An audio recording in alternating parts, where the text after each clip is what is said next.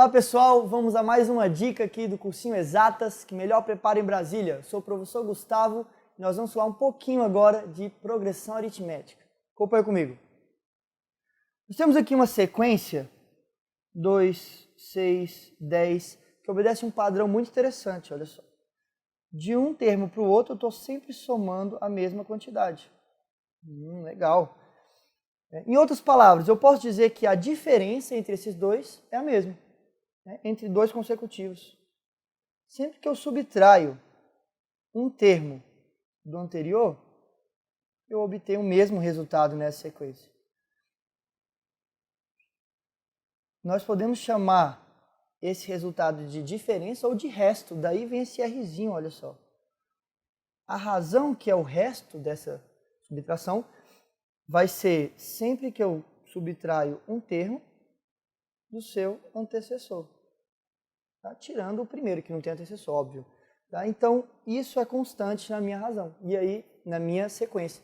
E aí, se a minha sequência obedece a esse padrão, ela é uma progressão aritmética.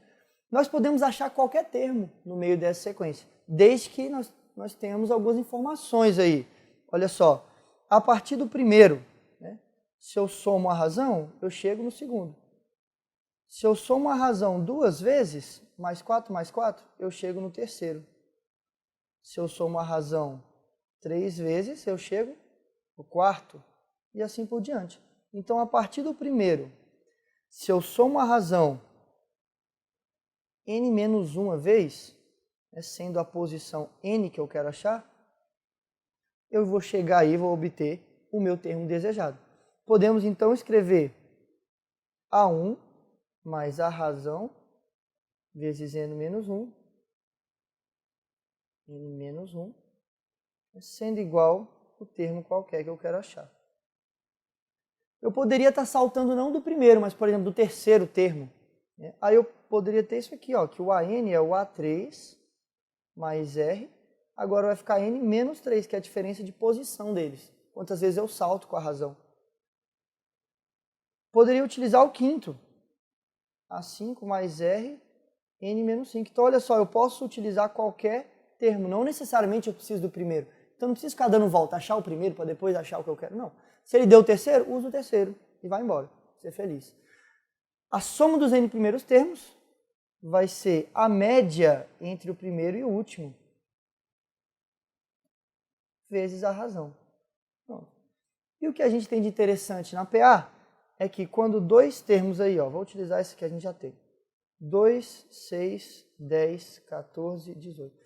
Dois termos são equidistantes de um mesmo, exemplo, o 6 e o 14. Esse termo central, ele é a média dos equidistantes, olha aí. 20 dividido por 2, 10. A gente tem que, toda vez que um termo central é equidistante, tá? O valor dele é a média dos outros dois. Pronto. 10 também tem que ser igual a 2 mais 18 dividido por 2. Legal. Vamos observar aqui esse exercício da prova do ano passado, interessante, tá? Que dá para a gente fazer bem rapidamente, ganhar tempo aqui na nossa prova, olha só. Considere que o maior lado da maior vela da caravela, dessas caravelas aqui, ó, elas possuem uma vela em formato de triângulos, retângulos e isósceles, ele disse lá no texto. Então nós temos aqui a maior zona, cujo maior lado mede 20 raiz de 2. Temos uma intermediária e uma menor, cujo maior lado mede 10 raiz de 2, como ele fala aqui, ó. E que os números correspondentes às áreas, atenção, as áreas, formem uma progressão aritmética. Com base nessas informações, calcule em metros quadrados a soma das áreas das três velas da caravela. Após ter efetuado todos os cálculos, despreze para a marcação a parte fracionária. Ok, vamos lá. Então, para achar a área desse triângulo, eu preciso achar a base e a altura dele. Como esse triângulo retângulo é isósceles, esse ângulo mede o mesmo que esse aqui, ó. Tem que ser 45/2, porque já foi 90.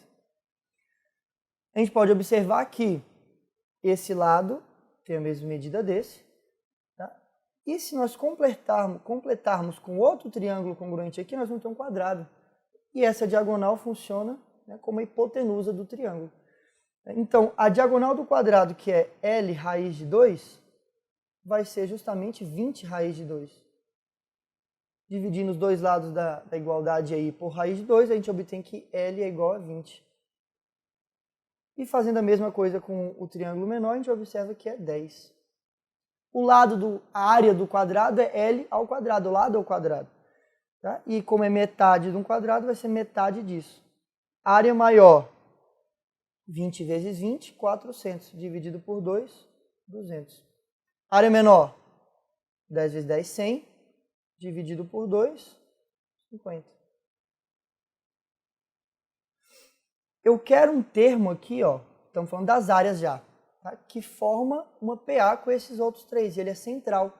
Daí a gente pode voltar naquela propriedadezinha, ó, como ele é central, tá? Essa minha área central tem que ser a média das outras duas. Aí a gente já acha de cara aí qual o valor dela.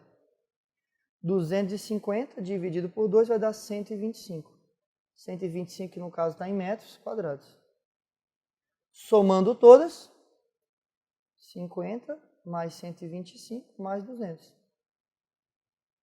A soma vai ser 375 metros quadrados. Ok? Essa foi a dica de hoje. Espero que você tenha curtido. Compartilhe no seu Facebook e boa prova!